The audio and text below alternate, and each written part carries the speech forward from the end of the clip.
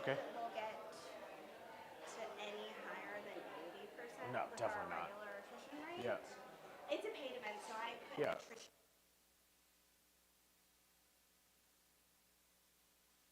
That's so fine. that people aren't like coming in. Yeah, traffic is before- terrible and it's raining, so.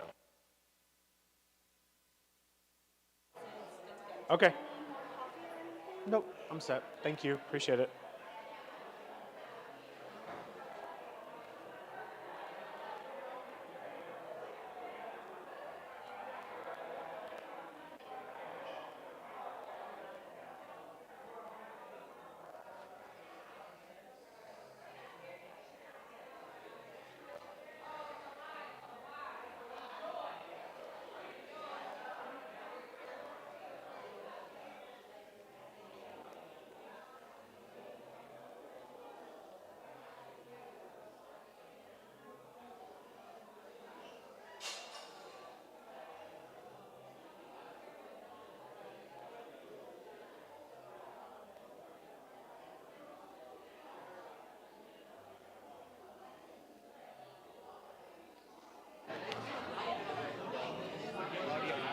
Check, check, check. I just rebooted.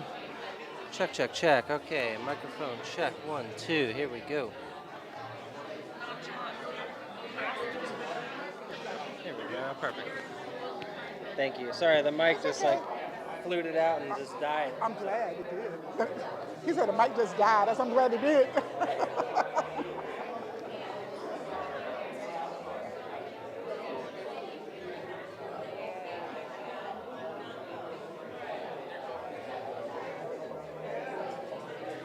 It's a cool little spot, isn't it?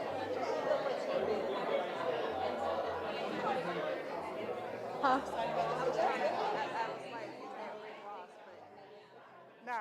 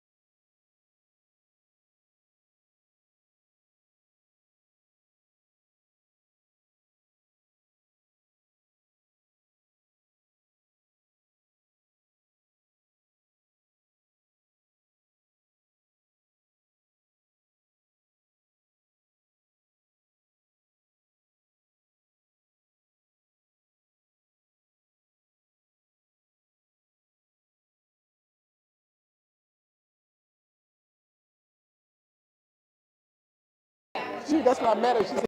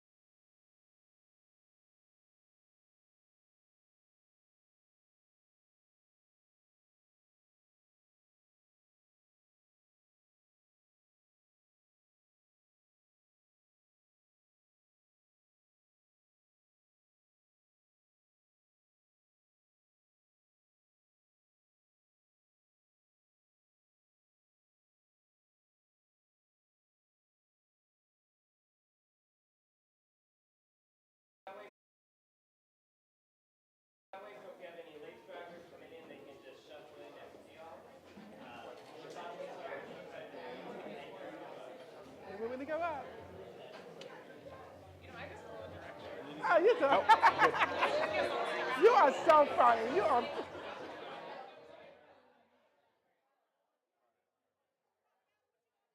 up? My favorite is here. What's up? How are you? Good to see you. Yeah, I'm working. Yeah, yeah. God, let What's up, brother? How are you, man? you know how it is. Yeah, man. A You little too, this, brother. a little Yeah, that. man. Look at this. All this new Come to your swim swag. meet. Drippy, drippy. I was like, that's it. Yeah, yeah. Yeah. Okay. Okay. You're welcome. All right. I'll take that. I'll take that. Yeah, I miss you.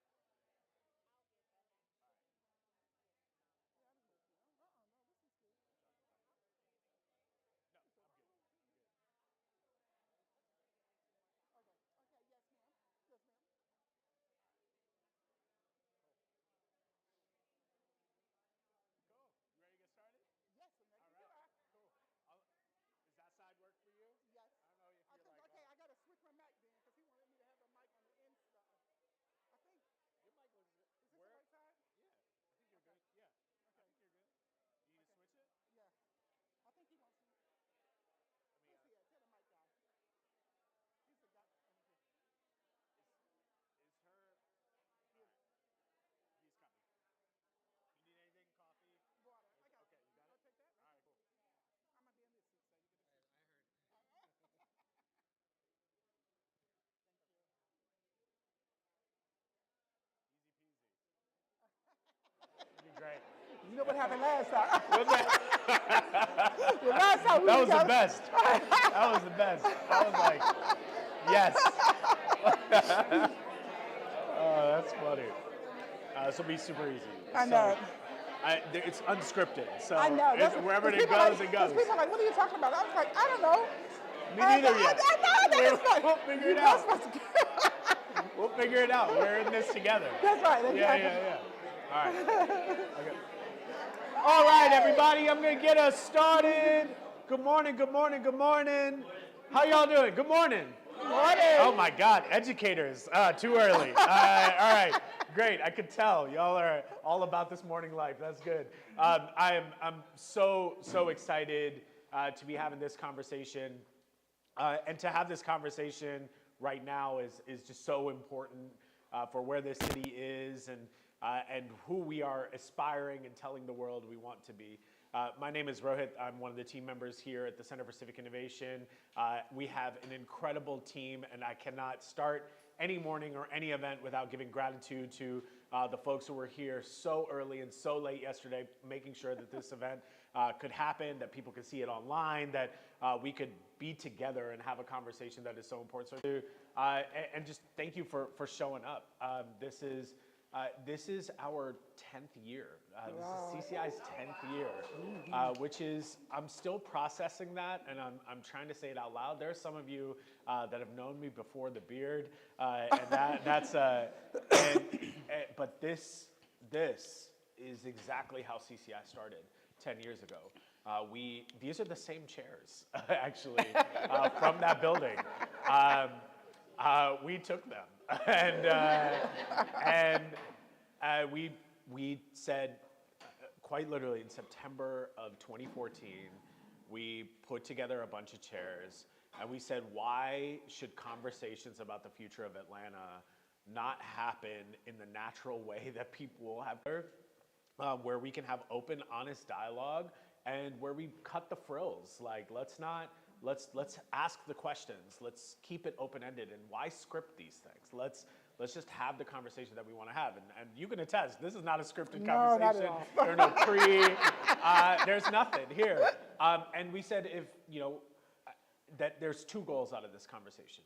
One is to get to know the leaders behind a lot of the decisions that happen inside of our city. We make a lot of assumptions about people, about how they make decisions, who they are, where they come from. And what we found is that when you actually hear people's journeys, even if you completely disagree with their policies, that their journeys are an opportunity to get to know maybe why they got there and how they come to those decisions and conclusions and how they think about decision making. And the second goal is to have a very authentic and honest conversation about the future of Atlanta. That if you love Atlanta, It is not about the pomp and circumstance. It's actually about showing it in your action, not just your words. And honestly, I have a little bit of a bias because I really like this person next to me, and that's not always the case. But we have not done a leadership breakfast like this since last week. Why? But we wanted to have the right conversation with the right person, and we met about a year ago, and I was like, this is the right person for us to have an honest conversation about the future of this city with, and that's what we're going to do today. So I'll facilitate the first part of this, and then we're going to open it up so that y'all can ask questions. And if something is like really piping hot for you, and you gotta say it, feel free to raise your hand. This is a community space, and if there's something that just like bothers you, like that doesn't sit right with you, call it. Like that's what we want. If you're listening online, which is the new 2020 thing, we have a crew of folks who are just monitoring the questions online as well. Not everybody has the opportunity to be here, and we're going to make sure that this is accessible for everybody afterward as well for future conversations. So.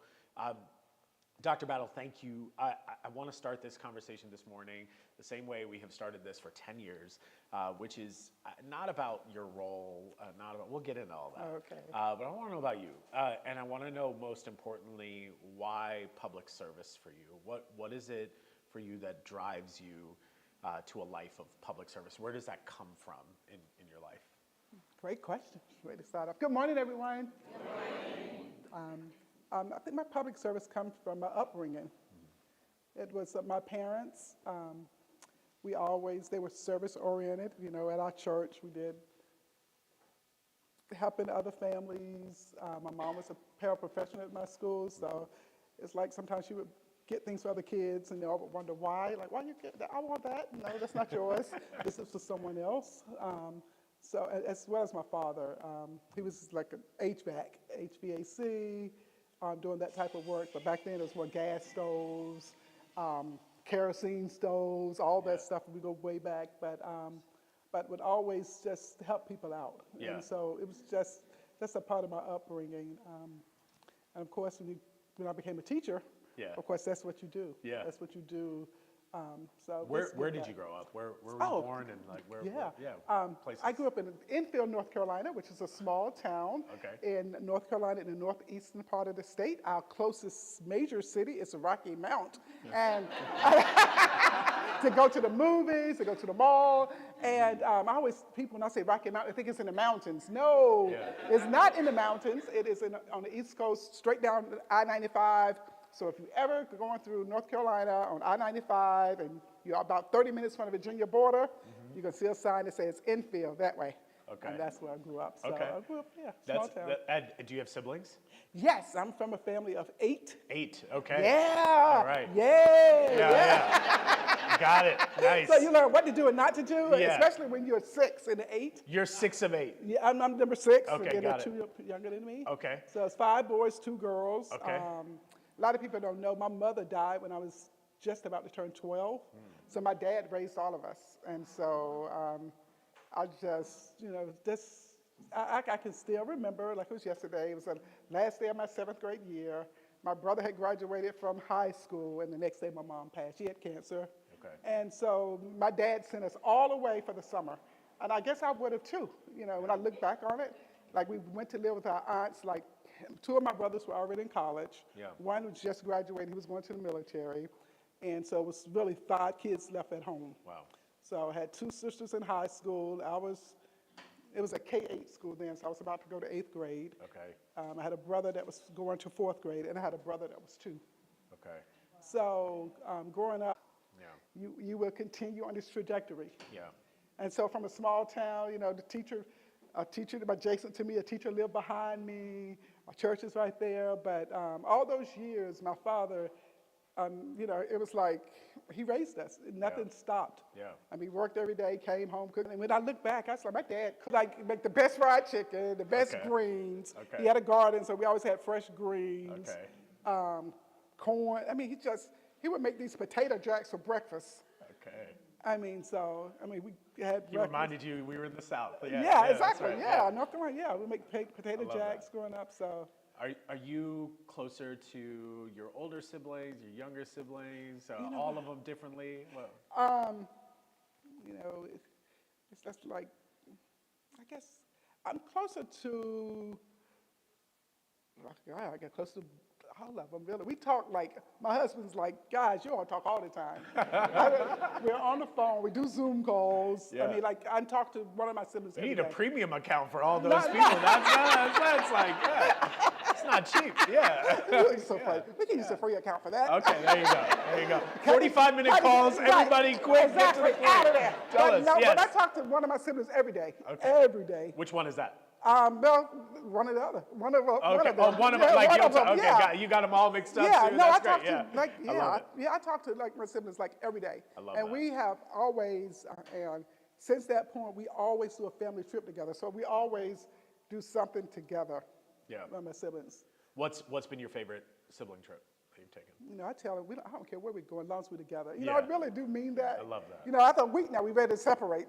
Yeah. But probably one of our cruises, because we do, like every other year we do a cruise or a resort, but then sometime we'll go to like Myrtle Beach because everybody can go, because everybody has different budgets and, different priorities, different times of the year.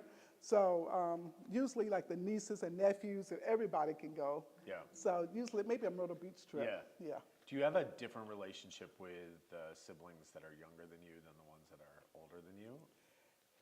Yeah, probably so, because I try to boss my younger one around. Yeah, me too. Yeah. To boss him around a little bit. How would your younger sibling describe you to this group? If I was interviewing them, what would they say about?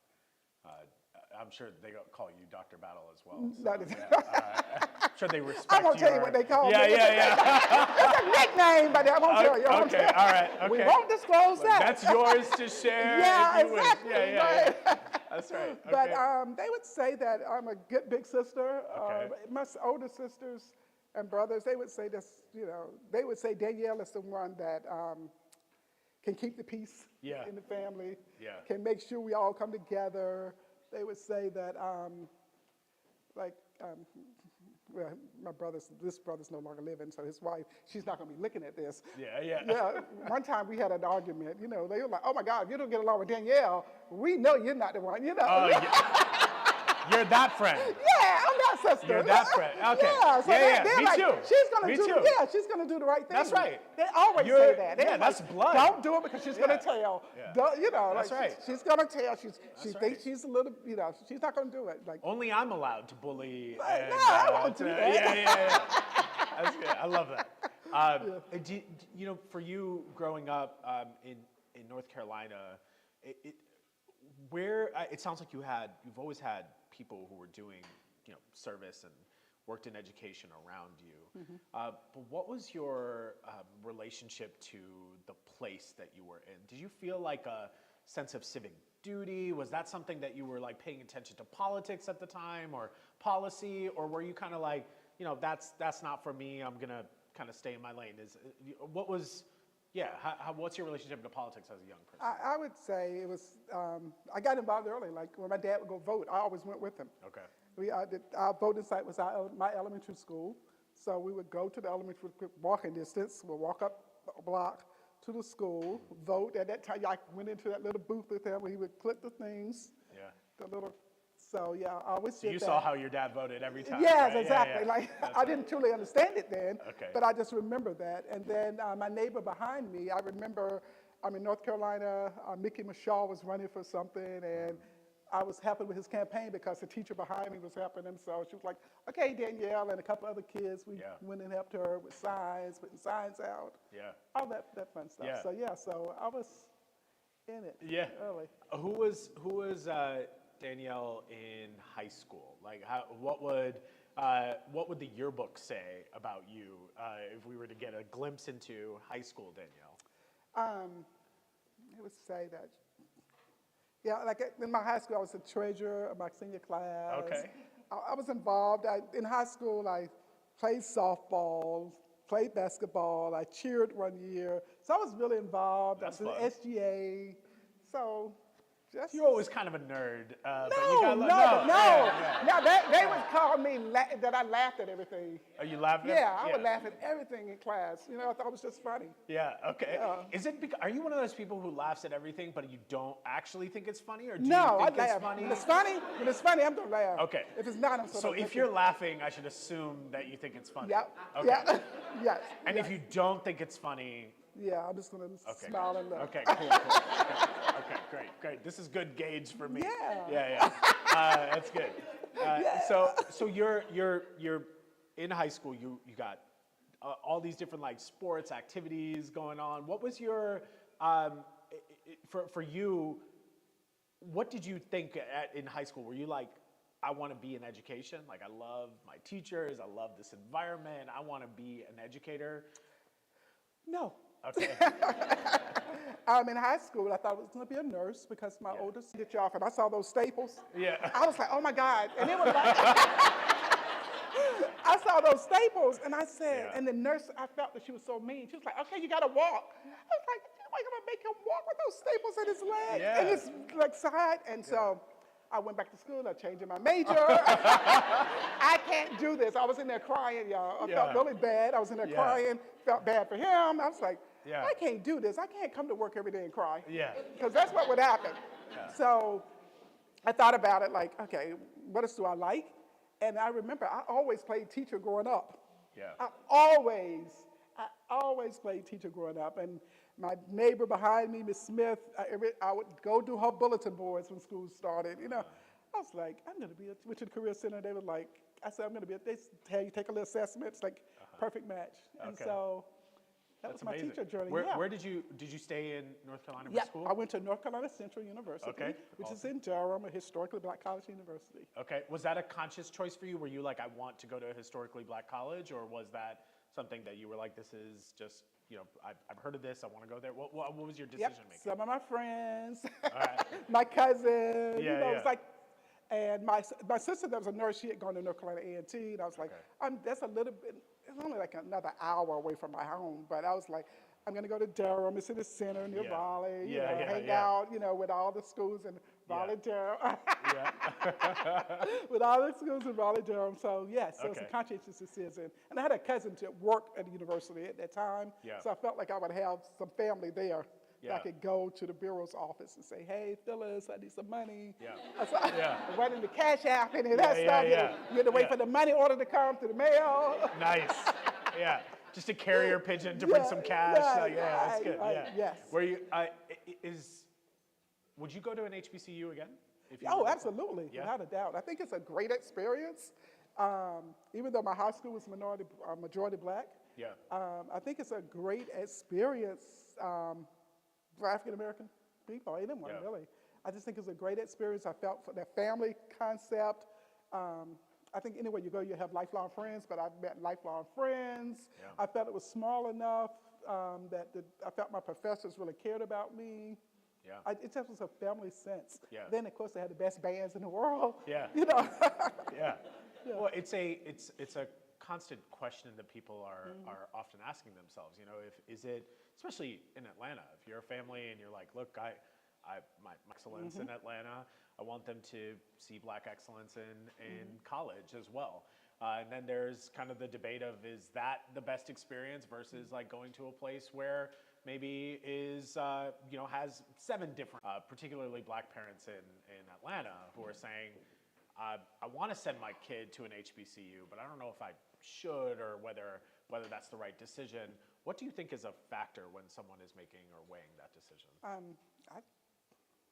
think it's really up to them, what they want for their child. But I just think it was great for me. And my rationale, even growing up, I was like, if I have this experience there, I think when I go work in the world, I'll be with everybody.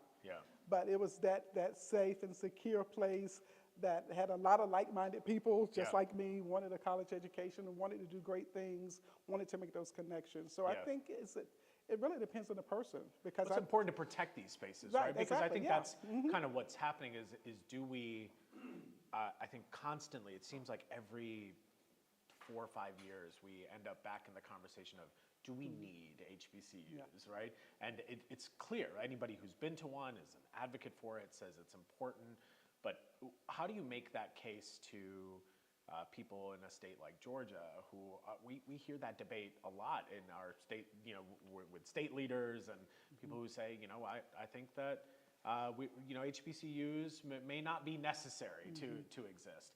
What do you say to elected officials who might be attacking, an HBCU's existence? I think we should have them go visit HBCUs Okay, and talk to the young people that are there and let them tell them about their experience. Because I think sometimes, our larger majority universities, we have a lot of them in Georgia, and I think you can get lost. Yeah.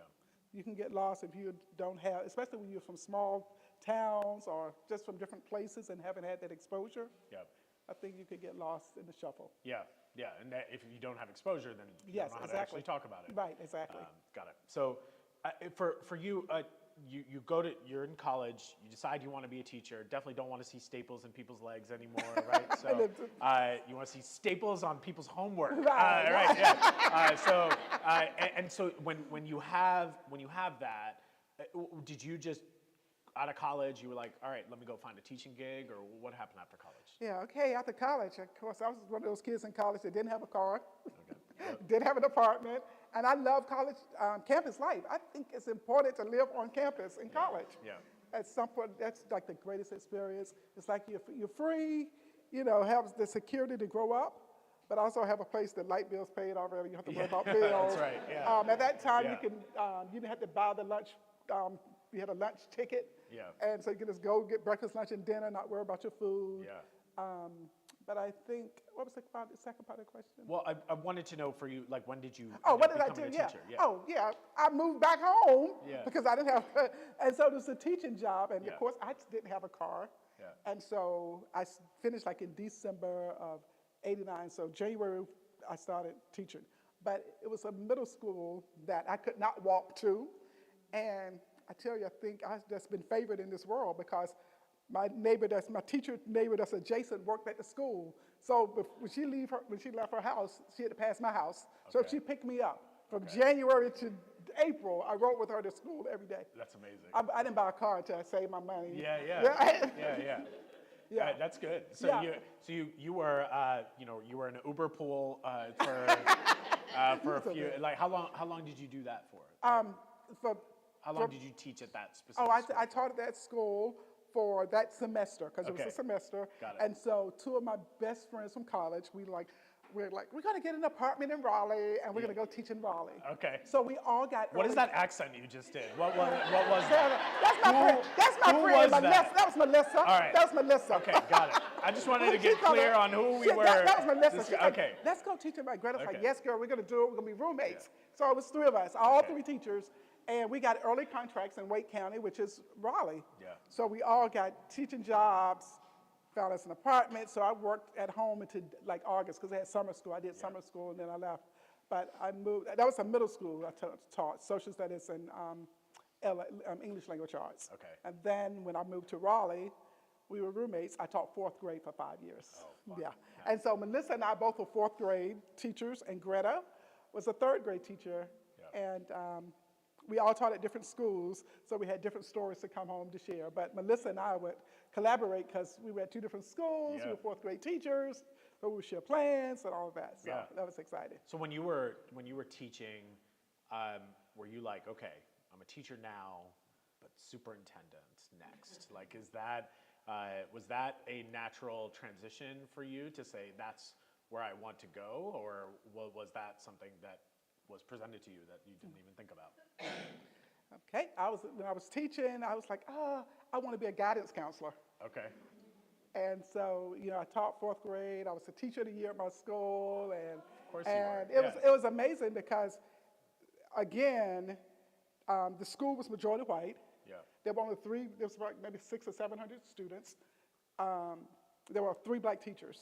Miss D. Sanders, that's my maiden name. Miss V. I was fourth grade. Miss V. Sanders, who was fifth grade, and we weren't relatives. Oh, okay. And then Sonia Ham, she and I had gone. She was from first grade, and she had gone to North Carolina Central with me. Okay. So when we talk about that security and that support, so now my first job after leaving home was majority white school. I'm going to back up a little bit and talk. When I walked in, coming out all early, happy for work days, and this lady, the secretary, was a white older lady in a little town in Raleigh, Wake County called Roseville, and she said, "Who assistant are you?" I was like, ain't nobody's assistant, I'm the new teacher. But that confidence came from my, you know what I'm saying? It's like, you must be confused. And she's like, oh, I'm so sorry. You're the fourth grade teacher? I'm like, yeah, I'm the fourth grade teacher. So, and it was amazing. It was a great experience because, to have that, but I think that North Carolina Central in me said, girl, you better let your wings fly. We have prepared you for whatever you're going to face.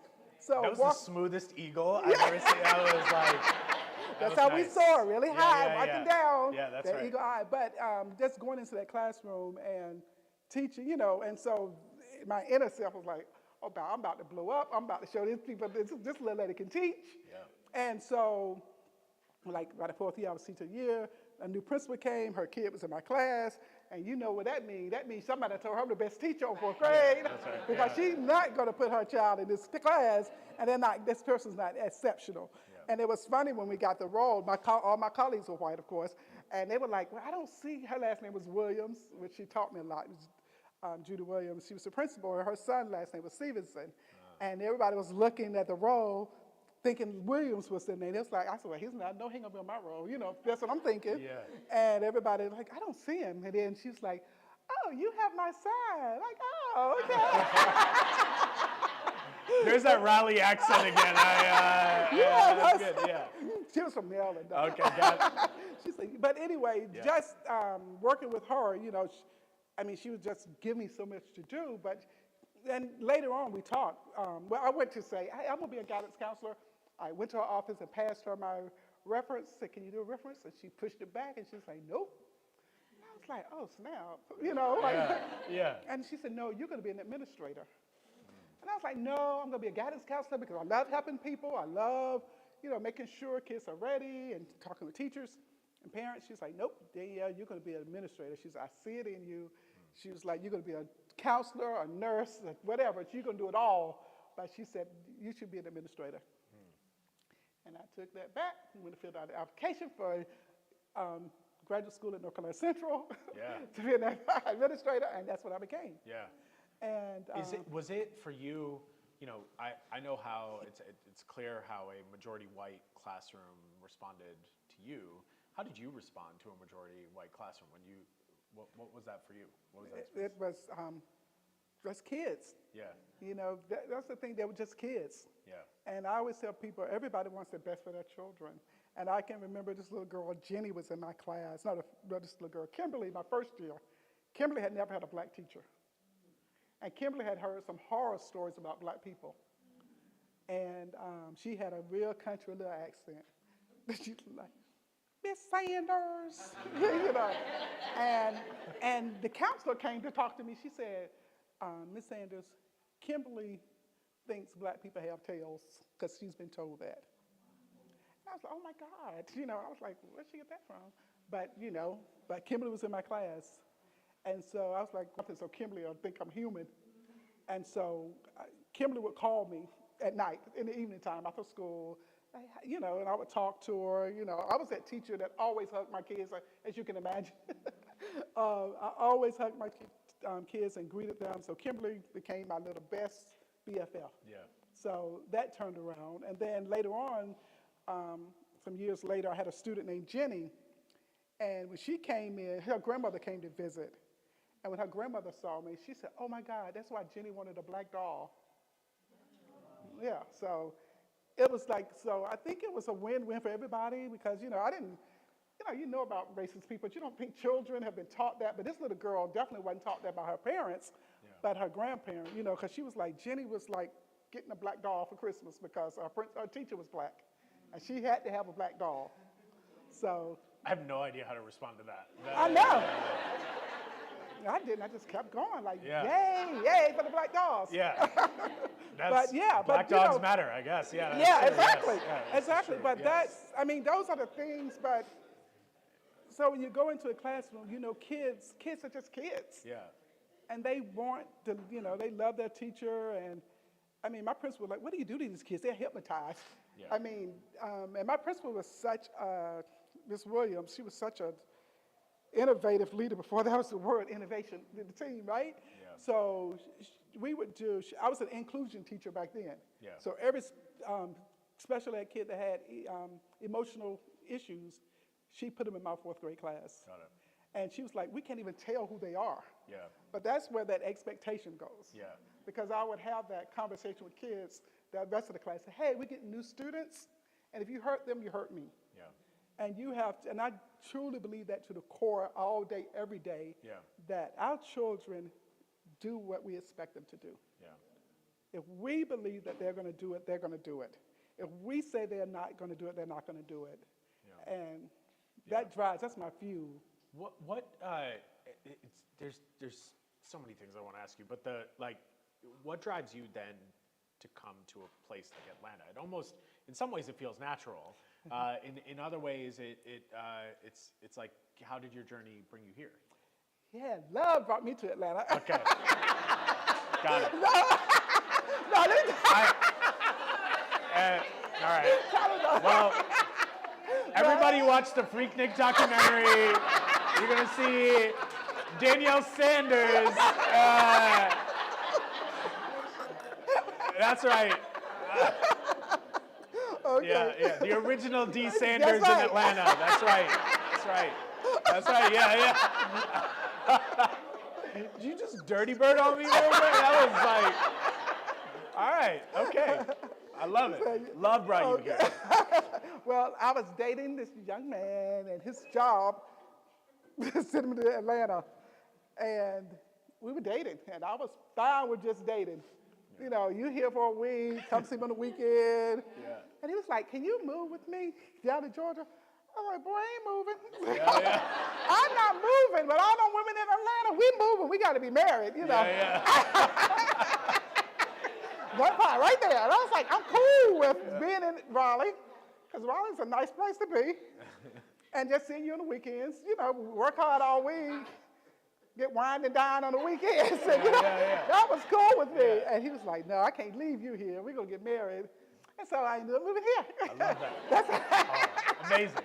Yeah. And when you came here, did you become a teacher, or did you do something else? Like, what was your first gig when you were back in Atlanta? So when I left Raleigh, I was a principal. Okay. I became an assistant principal under the principal that put her son in my class. She hired me. She was moving to a new school, and I finished, divine intervention. I finished my master's that year, and I went and said, hey, I'm going to apply for jobs next year as an assistant principal. Can you do a reference? She's like, I'm about to open a new school. You're going to come with me. Okay. And I was like, oh, God, that's awesome. All right, So I went with her. I was her assistant principal in Raleigh. It was called Hodge Road Elementary School. And then after 3 years with her, I was like, I need to go learn under somebody else. Yeah. And so I went to a year-round school that summer. Atlanta truly have year-round schools where they are on 4 tracks, so somebody's always in the building. Okay. So I did that summer, and then I went to what we call Old Raleigh Money, the Jesse Helms Money type school. Yeah. For people that know who Jesse Helms was, that was his neighborhood. So I went over there to be the assistant principal there at the school for a year. And during that year, they were like, you ready to be a principal? Let's do this. Okay. It was a program called Future Leaders. So I went through that, and that was a school that came open. It was a creative arts and science school, and that's where I ended up. Okay. And so I was principal there Okay. for almost 2 years before moving here. Okay. And then did you become a principal Yeah. here? So when I Okay. came here, I applied to Gwinnett. It was like mid-year, because remember I got married like October 27th of a year, and my husband, we went on honeymoon, so I moved all my stuff down here like November 11th. I remember that date because it was my brother's birthday. Yeah. And we moved here. I moved here. He was already here, of course. Yeah. And so that first month, I was a wife. I was like, oh, I'm going to be a housewife. So like after week 1, and he's working, I was like, I ain't staying home. Yeah, I don't yeah. even know nobody. I don't have any friends here. I got to get to work. I got to do something. So I applied to Atlanta, Fulton, DeKalb, and What Gwinnett. year was this? This was 2001, Okay. December of 2001, well, Yeah. probably November, while I was sitting at home while he's working, Yeah, yeah, cooking meals. yeah, yeah. I applied, and there were 2 jobs that came. I interviewed for a principal job in Atlanta, Okay. and Gwinnett had a Title I position. Okay. So I went to both of the interviews, and I was like, I don't know if I want to do Title I. Yeah. So I was like, I know how to be a principal. I know that job. I just left that job, Yeah, right? yeah. So I went to the interview, but when I went to the interview, they kept talking about a new school that was already open. But I was like, that school is not posted on the Yeah. website. That's not what, it was a middle school and 2 elementary schools that were posted. And I was like, I could do either one of those jobs. Yeah. But they kept talking about this new school, you know. I'm looking on the internet, done my research on the 3 schools. I was like, so in the middle of the interview, I said, Dr. Augustine, what school am I interviewing for? Yeah. I said, because what you're talking about is a new school. The 3 schools that I'm looking at online, that I looked at online, Yeah. are not new schools. And she said, hey, it's a school that we just opened in August, and we're going to remove that principal. Oh. And I'm like, okay. And, you know, and so then she said, well, you pass this round. And I'm like, I done drove by the other schools. I want to see my school if I'm Yeah. going to get to school. So she's like, yeah. So we drove by. She said, but you can't go in because the principal doesn't know yet. So they were making a transition during the Christmas break. This before is they healthy. Very yeah, healthy. right. I know. You sound like my husband. Yeah, He yeah, was yeah, like, yeah. are you sure you want to get into that? Yeah, yeah, yeah. That's good. I was like, yeah, Yeah, sounds really yeah. interesting. So the school was Parkside Elementary School. Okay. So I became principal there. Okay. So I was there for five and a half years. Amazing. And maybe 6.5 years. And then I was like, oh God, this place is like I want it already. I need a new challenge. Now I do like challenges, y'all. So I said, I need to do something else to push me. Yeah. And so Coretta Scott King, they were opening Coretta Scott King. I said, oh my goodness, I would be great at that school, you know, in my mind. And so I went through the interview process. I didn't get the job, but they called me in. They said, hey, Danielle, we know you want to leave. Don't leave. We got something else for you. And I was like, I'm not going anywhere. I said, I just want to push myself. I feel like my school is a well-oiled machine.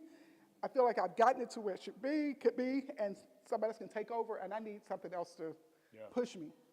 And so maybe a couple of months later, they called. They said, remember, we told you we had a challenge for you. We want you to go to Martin Luther King Jr. Middle School. And I said, oh my God, I guess it was the wrong King I was thinking about. So they said, well, if you get through the interview process, we want you, but you got to go to the community.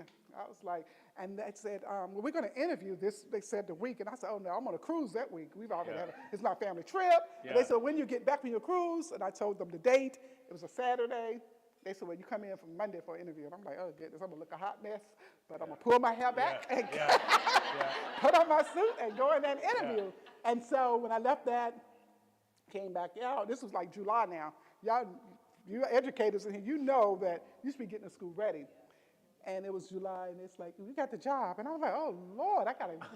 I got stuff to do. I got stuff to do now. I got to be focused. So, and this is the same time Walden was merging with King. So it was a lot, but it was some great work. Yeah. So I ended up going there for 3 years, and I loved every bit. It was I tell people, going there, merging those schools, and just the dynamics, it was one of my hardest jobs. It was challenges. Yeah. I was in a doctoral program, so I was trying to do so much. Yeah. So I think that's what made it extra hard. But again, just going into this school and telling teachers, it's a mindset. Don't tell me children are bad. Yeah. You know, so it's a mindset. Yeah. And, you know, I love my kids to the core. They were like, you wear sneakers every day. I was like, yes, this is a hard floor, a big building, and I'm going to be everywhere. Yeah, that's right. So I need I'm going to be like American Express. Yeah, that's right. Everywhere you want to be, I'm going to be right there. That's right. So just helping, just going there. So. And where'd you go after King? After King, I became an associate superintendent. They were called executive director of CNSR. Yeah.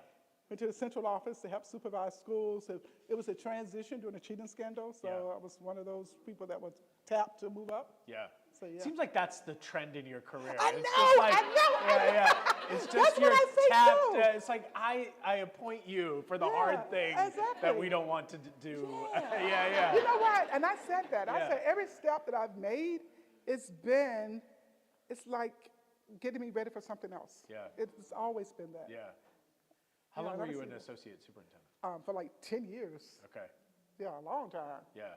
Yeah. And during that time, I was interim chief of schools and academics for a portion Yeah. of that time. Yeah. Yeah. Well, I think the role of superintendent, one that you are the interim right now, is such an interesting role that we talk about and think about because it's the CEO. It's the it's when you think about the school systems. Okay, well, the chief executive officer, they set the vision, they're gonna set the budget and all of that. What do people not know about the superintendent role? Like, what is it that you think that, based on what you've seen from all the different positions, something that people should know about the role of superintendent in a place like Atlanta? In a place like Atlanta, you're 24/7 if you're doing the right work for children all the time. You're really on the clock all the time. I mean, if something happens in the neighborhoods, you're contacted because it's probably one of your children. Yeah. If it's in the city of Atlanta. So that's weekend life. Yeah. If a fire's at a house, that's your child too. Yeah. So you got to figure that out and make sure we're still going to get that child displaced. How are we going to make sure transportation get that child back to their base school? So it's Yeah. just always, you're always on, always thinking about what's next. So I think people need to know that. Yeah. That Because there's the superintendent, right? Yeah. And then there's and I just know this because we just made these flyers. There's the deputy superintendent, right? And then there's chief of schools. Right, And then under chief of schools are these associate superintendent, superintendents, yes, right? yes. And so the associate superintendents are the tentacles into the schools, Right. talking to the principals, Yeah. talking to the teachers and all Yes, of that. So the yes. associate superintendent role is really important. Oh, absolutely. So how do you decide who is associate superintendent, and what's the difference between an associate superintendent and a deputy superintendent? Okay, so the associate superintendents definitely are people that are on the ground, boots on the ground with principals. Yeah. They should be that direct contact between the community and that school and the principal. Yeah. So you would see that. Since I've been here, they were already in place. You try to coach up everybody, and maybe one I have to place in that position, but someone that have a passion for principals, someone that's been a successful principal themselves, someone that's able to connect with principals and their schools, but mainly the principal because they supervise that principal. I always tell people you're there to support, but also supervise. Okay. You have to give them that support. You have to figure out that line. That means, I tell, when I met with associates last week, I was saying, hey, when we talk about all students, we mean all students. So principals shouldn't say which students they don't want to have at their school. Right. And I said, the question to them is going to be, the kids are going to be there, are you going to be there? Yeah. Because it's about our children. These are our kids' communities. Yep. These are our families' homes. And, they just let us in their space. Yeah. So just keeping people truly focused on the work. Focus on kids, right there. Like his shirt said, focus on kids. Yeah. Oh, I thought that was an associate superintendent. No. I was like, you need to focus on kids. I don't know if No, you... his shirt, yeah, no, but I got you. that's, I mean, yeah. That's right. Because yeah. when I tell people, I always tell people, the next time how you make decisions, if you want it for your child, your sister, your brother, your niece, your nephew, your grandchild, then you're making the right decision. Yeah. When principals would say to me when I was an associate, hey, I'm going to cut art for my school. I'm going to cut this. I said, does your child's school? Yeah. Does your child's school have that? Yeah. So when you make decisions on what you want for your child, just say I work here. I used to love teachers. If you brought your kids, that let me know you're totally vested. Not that you don't, like if you can't go to your neighborhood school, it's fine. But if you're coming to school, don't come to my school and go take your kids over there.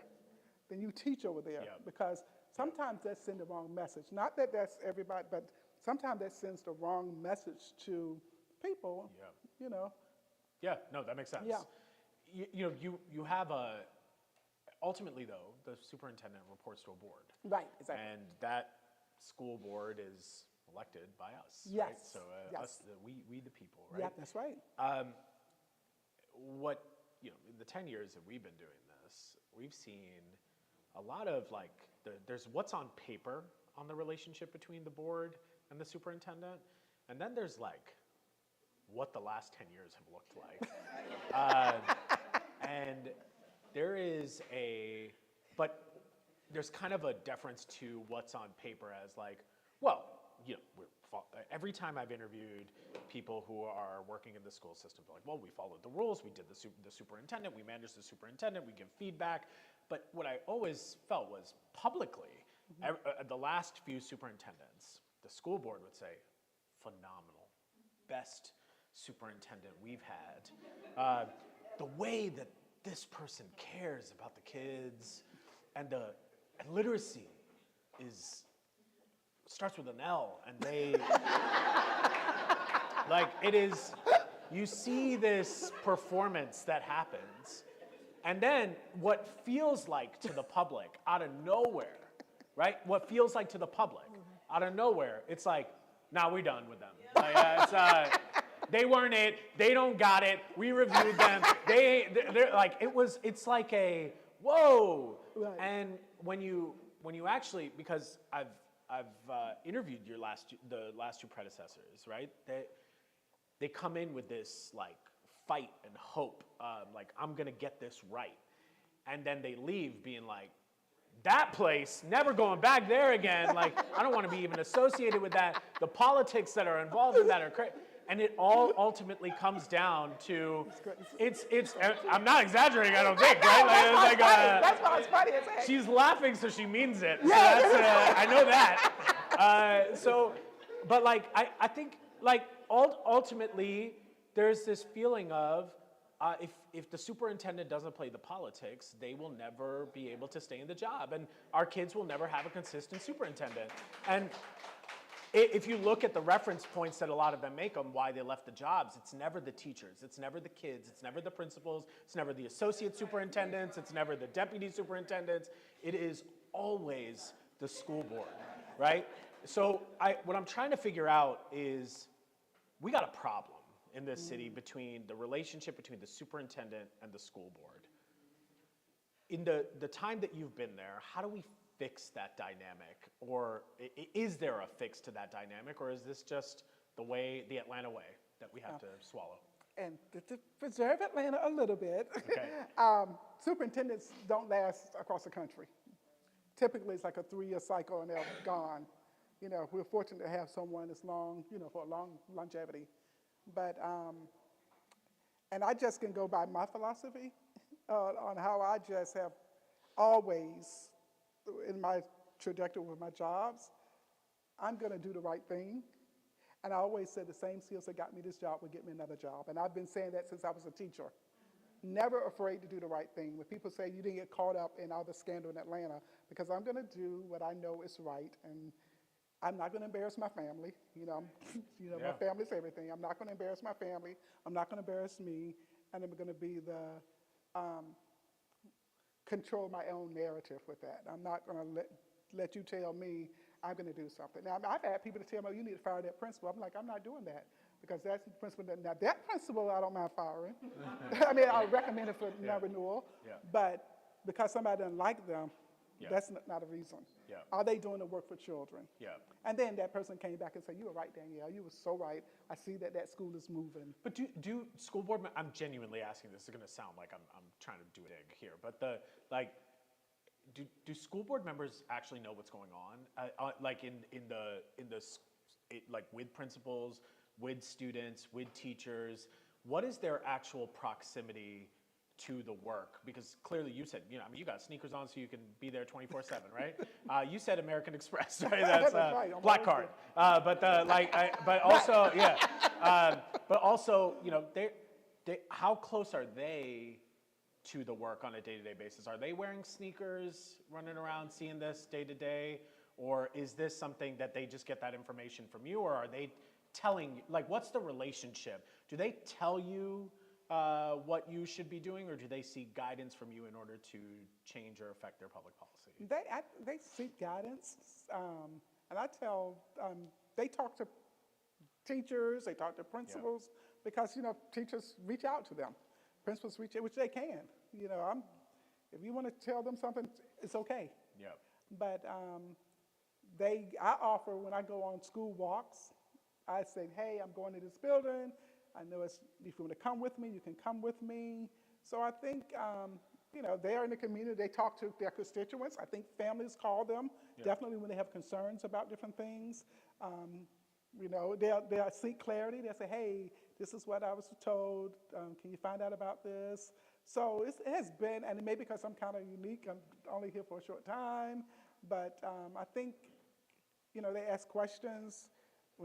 If I bring something to the board, I try to explain it to them before it comes to the board. We have one-on-ones every month where I'll give them updates to say, hey, this is what's going on. If there's an accident or something going on in the schools, I try to notify them before the media notifies them and tell them, like, hey, if a child was hurt or, something happened at a school. Yeah. They try to keep them informed. So you don't have a sniff of them kind of that politics is in any way driving their decision making. It is that what they are requesting and what they are saying about the school system is from a data-driven and genuine place of I want to make this better. It's not political decision making. I can't speak to all of that. I just know what the information that I give them. Got it. Because I'm sure some of you all have their ears in this room.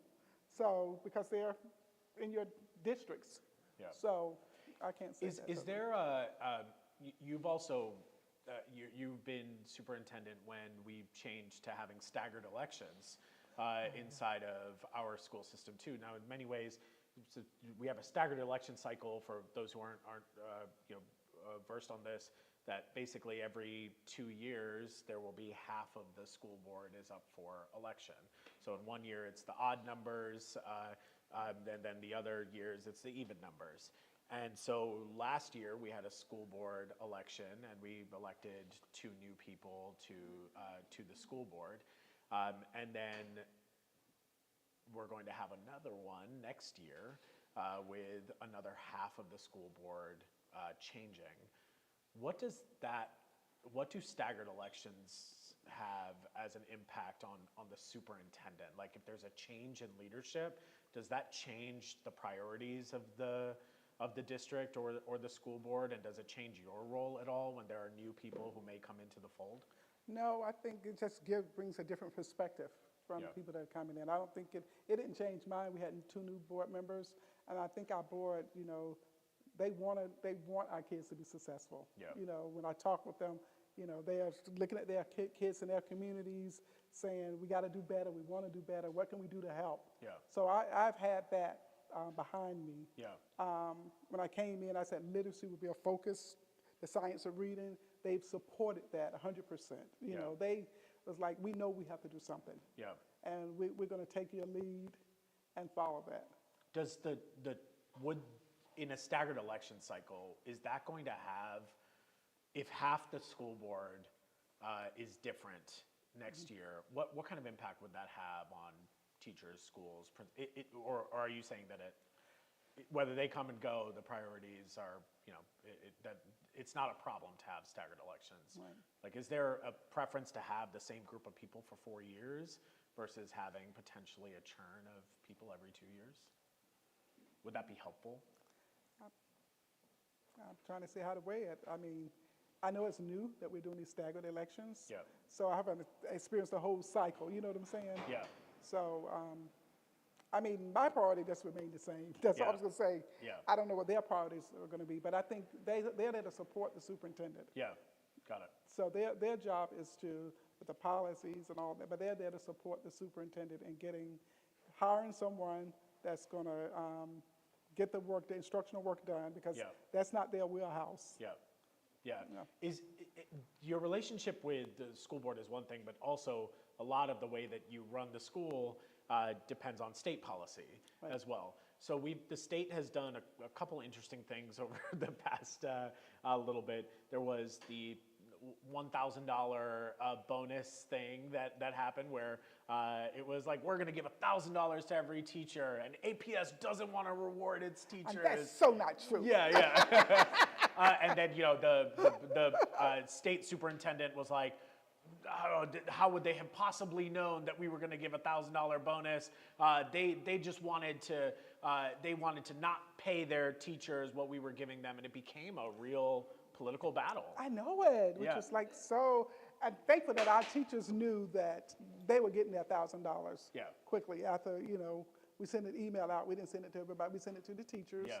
And saying we don't have to answer to everybody. We're answering to the people that teach our kids every day. Yeah. So as more than that, we gave $1,000 to all of our employees, not just our teachers. Yeah. Because the teachers do a great job, but it takes everybody Yeah. to move children. So there was also now more recently, we're going to see potentially $6,500 being offered to families that may want to use that money for extra educational expenses, which is really private schools, right? Right. So to be able to create an account that the state can transfer $6,500 on behalf of your family to go to a different school because your school may not be where you want it to be. Right. Is that a effective program? Is that a resolve for some of the challenges or the frustrations that families are having with their respective schools? Yeah, in my opinion, it's not, but I don't get to make that decision, but in my opinion, it's not. Yeah. And I always tell people, the best thing you can do is hold your schools accountable. I tell people, people have choice, which is totally fine, but I tell people, my children, my nephew lives with me, my husband and I, and you're gonna go to the neighborhood school. Yeah. And you're gonna have an excellent experience. Yeah. Because we're gonna make sure. But hopefully, the principal is helping to make sure of that as well. Yeah. And as a principal, I always said, I am those kids' mothers and fathers Yeah. while they're with me. Yeah. So I'm going to expect what I expect for my own child or my own sister, the whole thing. Like Yeah. you got my last name. Yeah. So we have to get to that space. Yeah. And parents would always say, oh, well, I want you to call me. Yeah. I want you to tell me what's wrong. Because. Yeah. And when we get away from that and thinking we're above that, then we need to be put in check. So much of the school system is totally separate from the city of Atlanta itself. They have entirely different budgets. The school board budget is much bigger than the city of Atlanta's budget, but there's a lot of instructional costs to pay for Right. in the school system as well. What is the ideal relationship between education system, and we need to do this for our young people, and they'll have a year of the youth, but you have year of the youth every year. We need to protect, for example, money that is protected for our schools. I need it to go toward projects that are going to be, I believe that money should go there. How do you balance those two things that sometimes seem so in conflict, that what would be best for our young people and lip service, but if you actually look at the dollars that are going toward of it. Mm-hmm. So when it comes to all of the other things that young people may need, that money has to come from. I think just that, just having outside of the school areas. To invest in greater safety for young people inside of our schools. Where do you think we need to move toward and ensure people feel more safe with their children? I think we have to first have our kids talk more, because so many times we're all looking into a screen of some sort of device. Yep. And so they're not having that real conversation anymore. Yep. So I think, as a school, we have to invest in having our kids talk more, and our families have our kids talk more, and our communities, because I think that's a missing piece, because you're not problem solving when you're just looking at your phone, texting back, or strolling through TikTok or whatever. You're not having those conversations. I know in Atlanta Public Schools, we have social emotional learning where they have a time, but I tell people, you may have a block of time for it, but SEL is all day long. You have to, not just for 30 minutes a day or 20 minutes per day, you have to model that all the time. Yeah. When there are teachable moments, you have to stop and let it be a teachable moment. We can't let our kids continue to repeat these cycles of violence or not able to express themselves. And we know during COVID, when kids were shut away, they sent a lot of kids, and adults too, that mental health issues really, people felt lonely and didn't know how to express it. And so I still think I mean, because after COVID, our kids have been more fidgety, more anxious, more apt to just hit you instead of just talk to you. So Yeah. we have to get back to that, the way that we have conversation with young people. Is there an investment in those types of resources? Like, how does a school system actually invest in getting that to people, whether it's, you know, mental health support or just, you know, greater investment in prevention or that level of care that people need? What are we needing to do or invest in to see that? Yeah, well, in Atlanta, we're investing in it. We have a big social and emotional learning department, but we also have like mental health services for students. It's just making it time to ensure that we're giving those students an opportunity and to express themselves and to talk. And not just kids, adults too. Yeah. Because we have a lot of adults that kids can tee them off just like, can tee them off just as well. Yeah. Last two questions, and then we'll open it up. I want to talk about Cheese Pizza Gate, where it was, you know, we got folks were being, or Cheese Sandwich Gate, not Cheese Pizza Gate, where it was kids who were on reduced lunch, which is about, I think, 71% or 72% of APS students are on free or reduced lunch. And if you have debt with the school system, there was in a different school system. In a different school system, it was, hey, if you have debt, we're not going to be able to give you your normal food you would get. We're going to give you a cheese sandwich instead. And there was a big uproar of how does a billion-dollar budget entity and a city like Atlanta still have kids on free and reduced lunch, and like that we're monitoring that in this way, and that our response is punitive in a sort of way. How do we deal with the reality of, if income is one of the greatest drivers and ways to understand what literacy will look like for someone, if that is true, how do we move away from a punitive system that is making it harder for people to get their basic needs when they're inside of school? What do we do to never have something like that happen inside of APS? Right. We have, I was going to say, I'm glad you said that, because that wasn't our district. That was not what you said. I just wanted to clarify that. That wasn't our district. But first of all, if you really qualify for free and reduced lunch, apply for it. First of all, if you have a bill of $200 and $300, you might can't afford, will qualify for free and reduced lunch. Apply for it. I think sometimes people, we get too proud or whatever, and it's really anonymous. You just type it in the numbers, and really, your friends won't know if you're on free and reduced lunch. And I think a lot of times it becomes our high school students when they get in high school, or little kids sometime, or our parents. So if you qualify for free and reduced lunch, for free and reduced lunch, apply for it. Because typically the people that owe the money are the people we think can afford it, because they say we don't need free and reduced lunch. So just making sure we connect with those families, as well as, we have some safety nets. We're going to give you a full meal in our district. There was a reliance in that situation on philanthropy to come in and try to support and save it. Is there, how would you describe the relationship between the school system and philanthropy? Is it which is the dog, which is the tail there? Like, do you find philanthropy is responsive to what the schools are saying, or does the school system often have to make any changes based on what philanthropy wants to see? Our philanthropy, they are awesome.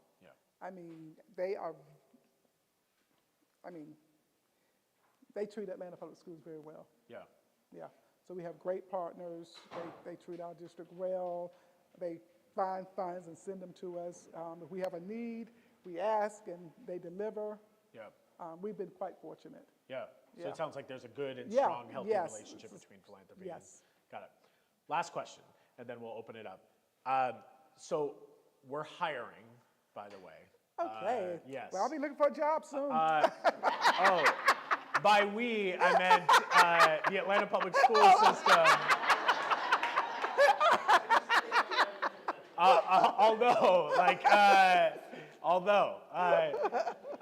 How's your graphic design?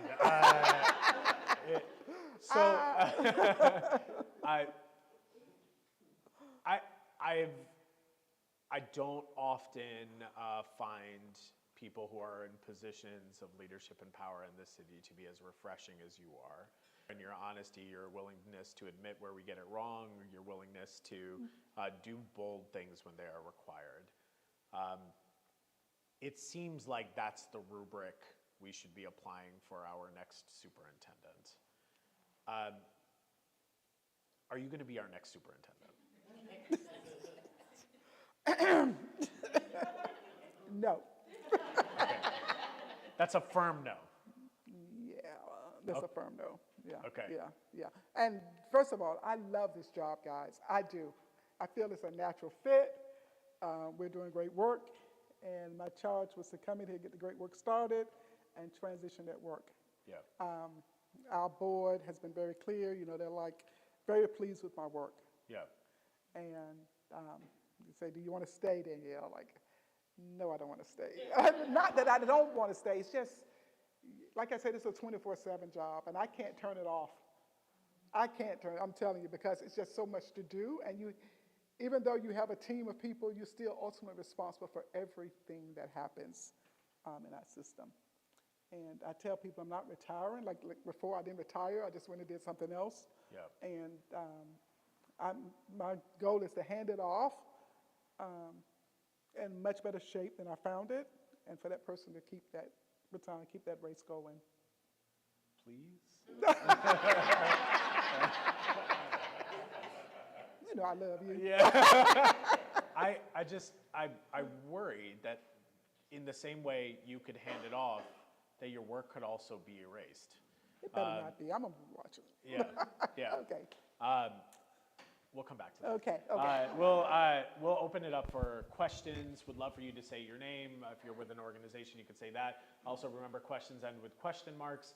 So there's an opportunity for you to mingle beforehand and maybe some afterward, but we want to get as many questions as we can. We can come back to comments. Yes.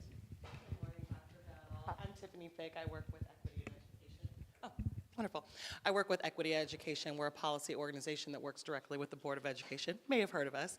Also former APS teacher myself, so love seeing you in your current position. The question I have for you, and it's something that's come up around data quite frequently, as I do a lot of work with APS data, we look at literacy scores. We all know they're not wonderful for Black and brown students in our district, and I don't really want to focus so much on that.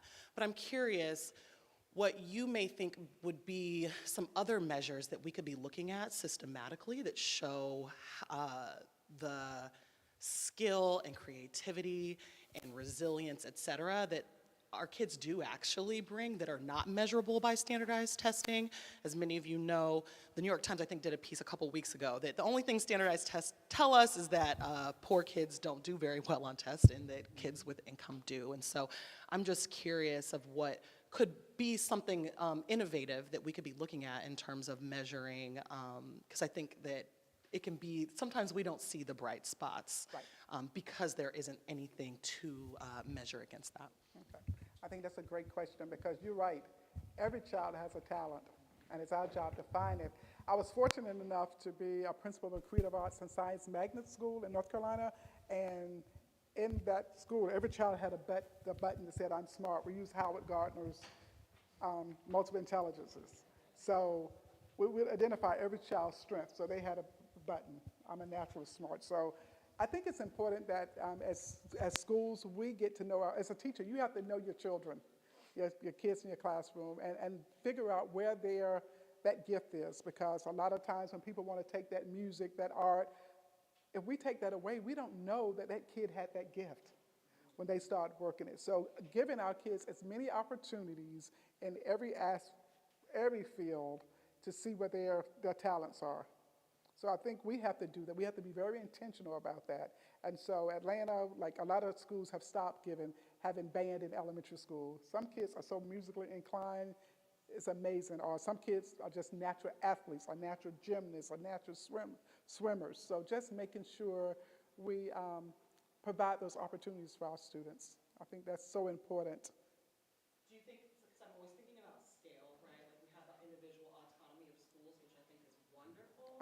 But from a policy standpoint, how do we ensure that all kids have access to the same things? Do you think there's an opportunity for policy change that protects the arts education so that we have opportunities to see our kids flourish in those Yeah. areas. Well, that would be great if we would. I think that would be great. I know Atlanta Public Schools have really protected the arts in elementary schools and even athletics in middle schools. Some districts, they don't even do athletics in middle schools anymore. They have to go to like private like clubs or private, the YMCA or somewhere to get those activities. Kids should be able to come to school and have an opportunity, a one-stop shop, I would say. Yeah. You're welcome. Yes, in the front. Hi. So, my name is Kylie Irving. I'm a freshman at Maynard Jackson High School. I just want to, before I start off with my question, I just want to applaud you with your authenticity. Like, I feel like I've never laughed so much with the APS member, like real laugh. Like sometimes I just be doing your little smile, like, oh, kiki, but like it was a real laugh. Like I was dead laughing. So I just want to applaud you for your authenticity, and not only that, but your vulnerability when telling me as a ninth grader, as an APS student, your full story from the beginning. I just like the emotional tie. Like it almost felt like I was talking to my auntie. And I just, I just really like emotions. One of my teachers, Mr.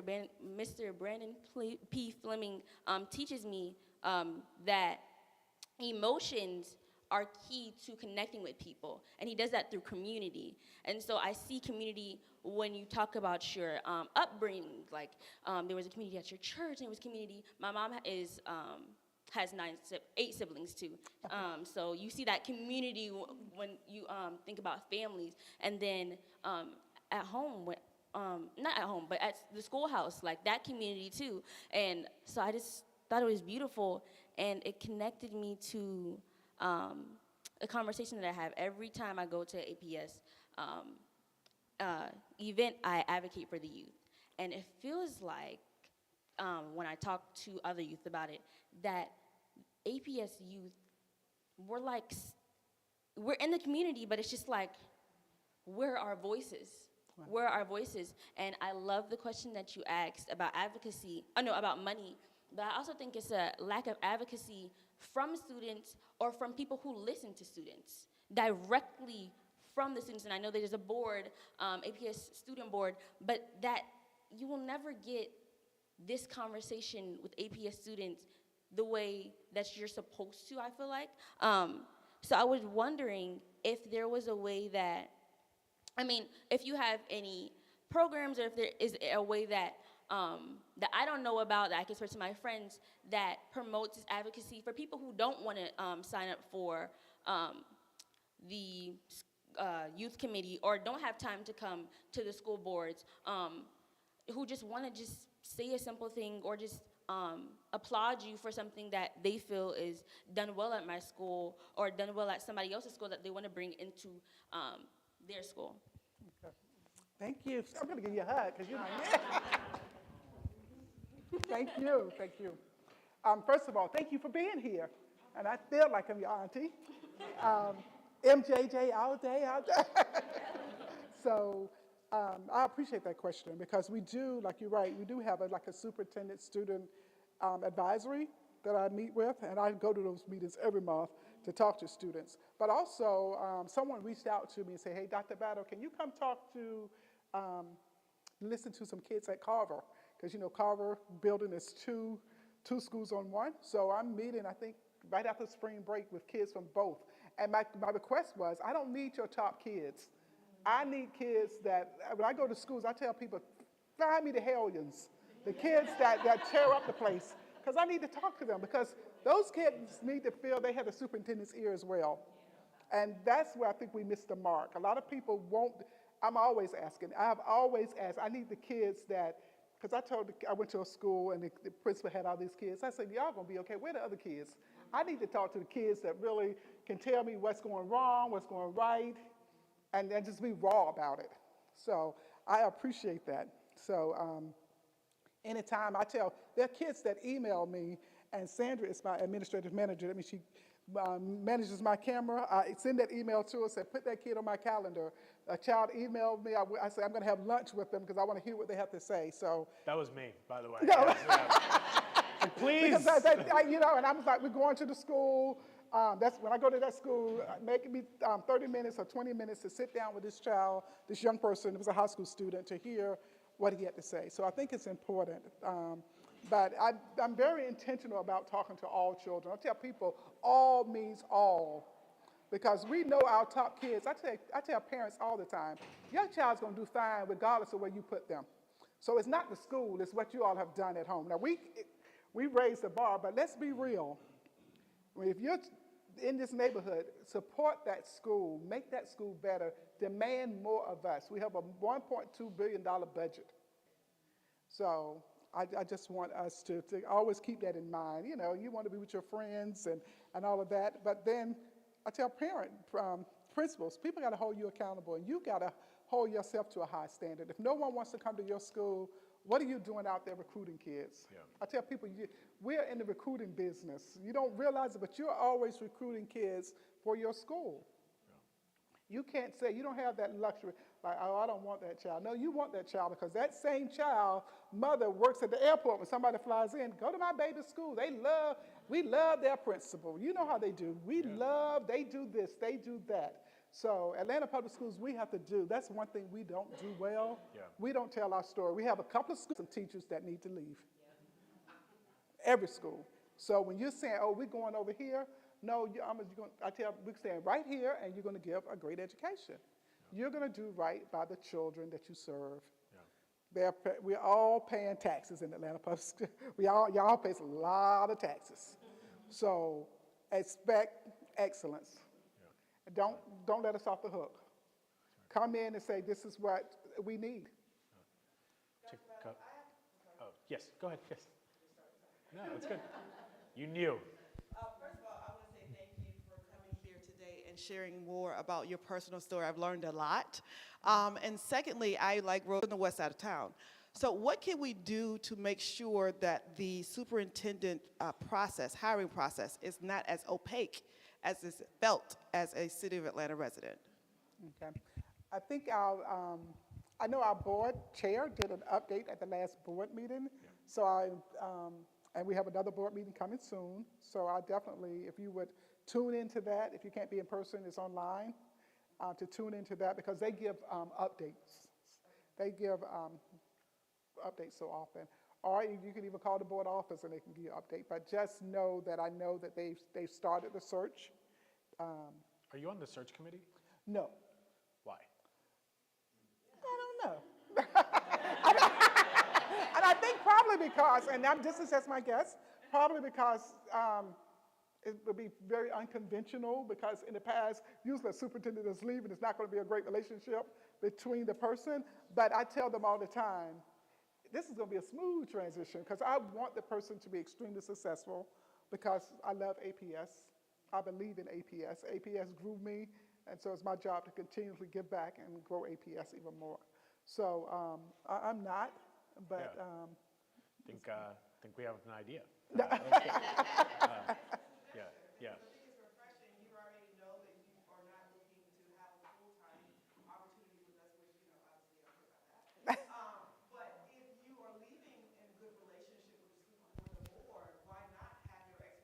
Identify the people that have the same granular skill sets that you have with regards to having intentional relationships with not only our kids, but also our communities. So I think that that's a skill set that maybe only you would have, given the fact that you were a teacher, you were a school administrator, and now you are a system-wide administrator. Yeah. I think that's a different lens that potentially they may not have and cannot identify if a potential candidate has those same skill sets. Yeah. Well, one good thing, they do have a community panel. Yes. And that they give the lens of a lot of people. So, but I hope I've modeled myself, and when they go into the room, that they pick some of those qualities that I have for the next superintendent. Because I think that right in front of the camera. My question, and I'm an APS graduate.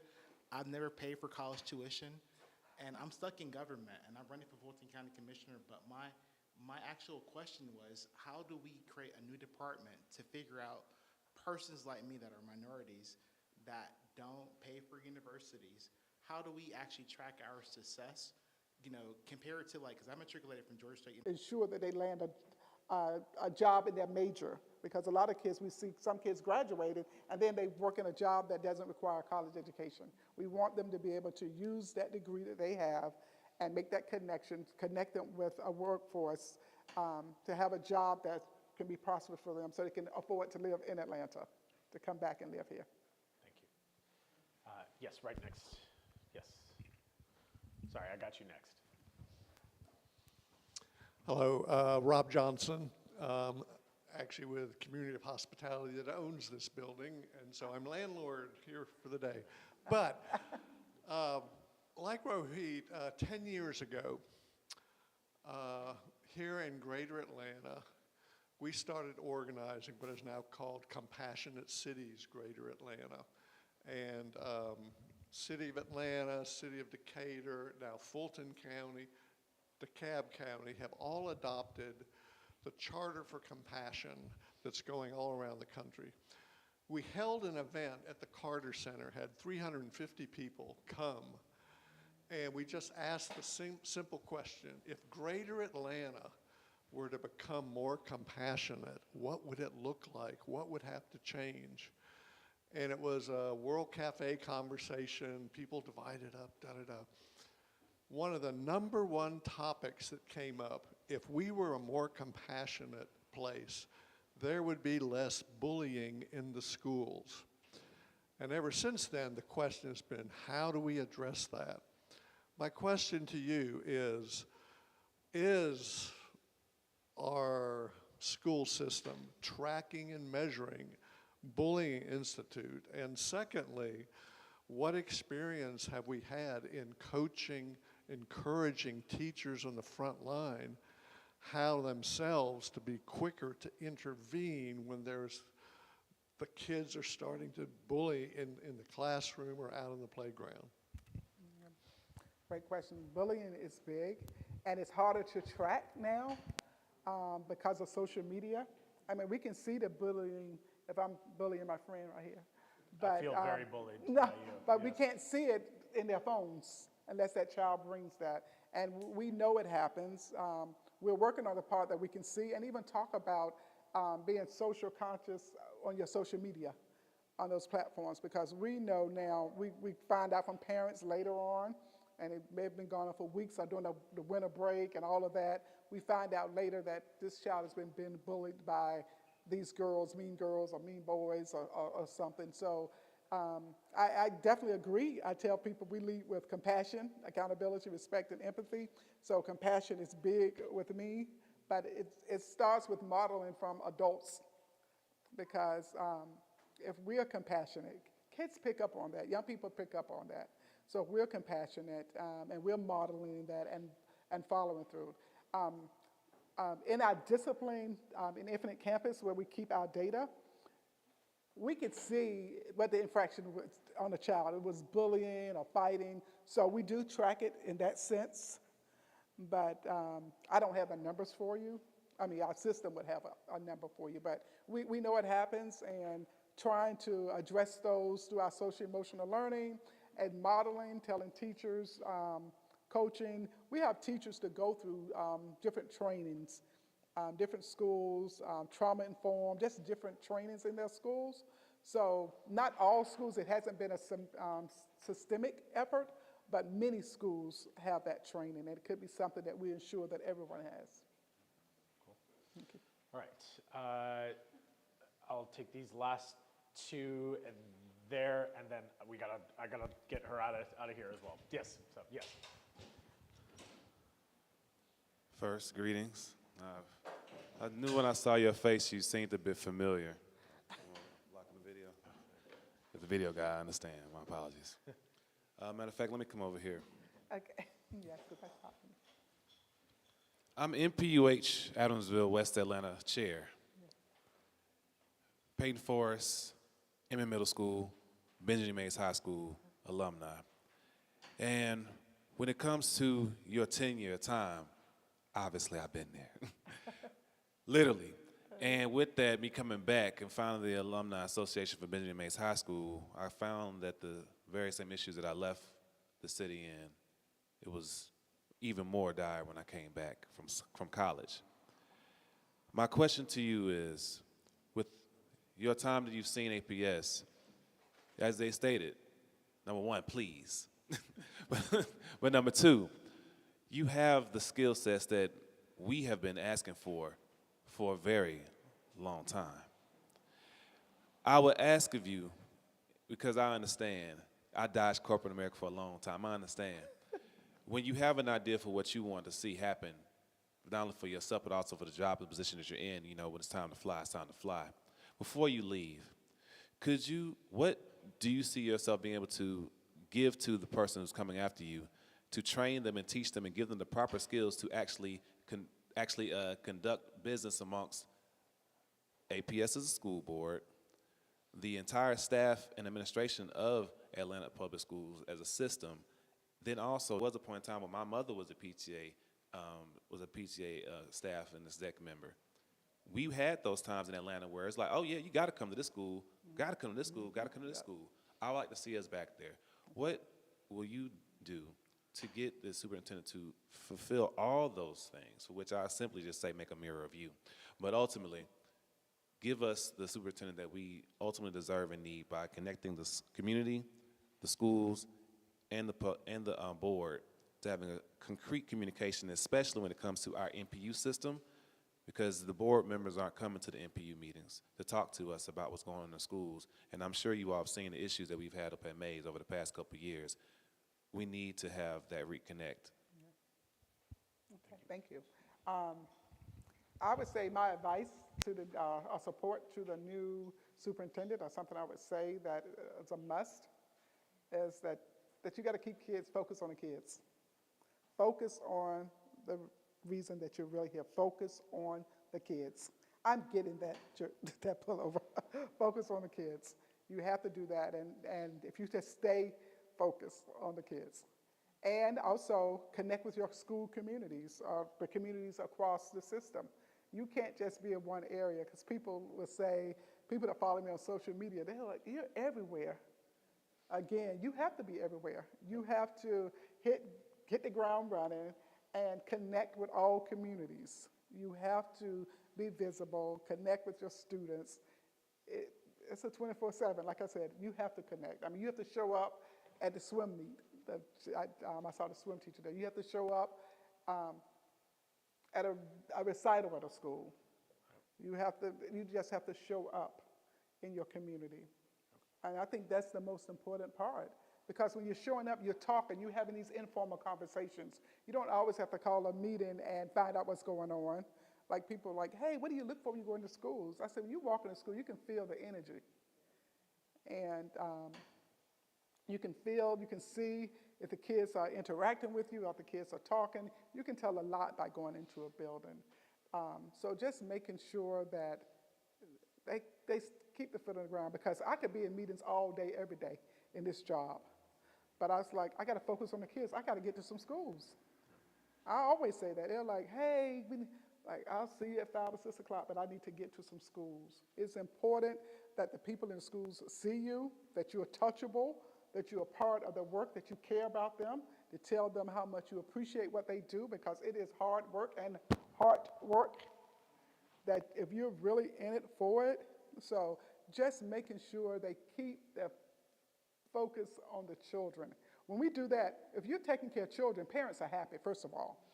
When you're giving their kids what they need, so you won't have those parents yelling at you or calling you or whatever. Or they'll call and know that you're going to come up with a solution. Yep. I used to always say, if everybody got to call the superintendent, that means other people aren't doing their jobs. So just helping them to understand you're part of that equation. I might be the face, the superintendent might be the face of it, but you're the ones that's doing the work. We truly appreciate that. Yeah. I just got the signal that we are way over time, so I want to be really respectful of the fact that you got to be with those kids and you got to be at the schools and all of that. I first want to give you a round of applause for your time.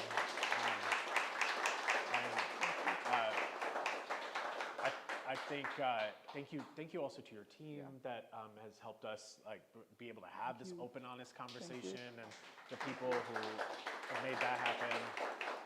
And just I think it's moments like this that give me hope again, right? Yeah. And I think that there is something that is just so loving and caring about the way that you enter this work that I don't even think you are modeling leadership just for the next superintendent. I think you are modeling leadership for Atlanta, and it is how we have to approach really tough things. I think we're very fortunate to have you in this role right now. We will all whisper to our board members that we would like to make sure that maybe you could get your eyes on the person before we give them the gig, but at the very least that you play a fundamental role in having them not necessarily fill your sneakers, but to remind them that they're going to have to wear some. And I think that that's important. And so we will continue to have conversations like this. We will post this online so you can share it with your friends and family. But if this conversation stays here, then we haven't done our job. This is about making sure that this conversation gets to everyone. There are fact sheets that our team has worked tirelessly on. These fact sheets, they look like, oh, they probably just whipped this together. No, this is months and months and months of work. I want to shout out Lauren Jaramillo, who is our education policy manager, did a lot of work on this. Clara also did a lot of work on this. Kyle, there's a lot of people who have touched making sure that this is a digestible document. It'll also be available online so you can distribute it to folks. But keep showing up and support leaders that show up in the way that we want them to, because for everything we have a lot to be angry about, I think, in this city. But you're a reminder that there's a lot more to be hopeful about. So I'm grateful for you. Thank you. Yeah, great. Awesome. I'm going to take that principal hug. Yeah, it's good. It's good. I gotta take a picture All right, from thank you the so side. much. You're welcome. Thanks, y'all. Have a Can we great take a picture rest of your day. Can we take I need to take a picture of her. I know it. Who brought you here?